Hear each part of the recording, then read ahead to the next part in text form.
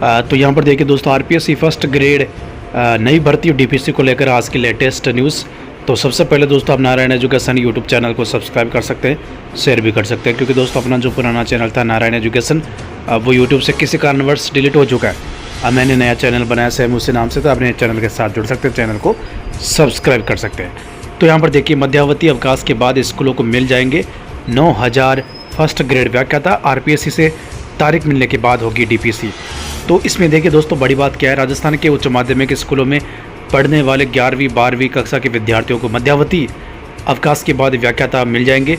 माध्यमिक शिक्षा निदेशालय ने सेकंड ग्रेड से फर्स्ट ग्रेड पदों पर डीपीसी के प्रस्ताव को अनुमोदन के लिए आरपीएससी को भिजवा दिया है।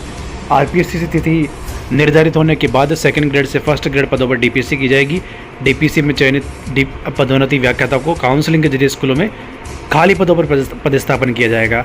वही स्कूलों में 27 अक्टूबर से 7 नवंबर तक मध्यावधि अवकाश रहेंगे। ऐसे में पदोन्नति व्याख्याता की पोस्टिंग 7 नवंबर के बाद ही होने की उम्मीद है।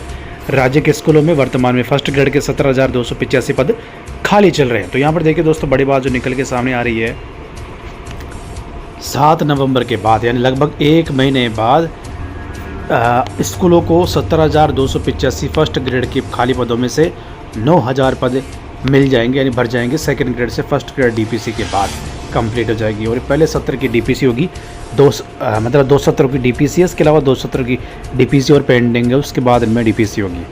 तो बाकी जो पद बचेंगे ना, 8,285 पद बचेंगे, वो सारे के सारे पद नई फर्स्ट ग्रेड के माध्यम से भरे जाएंगे। मतलब अब सरकार के ऊपर वो कितने पदों पर विज्ञप्ति जारी करती है।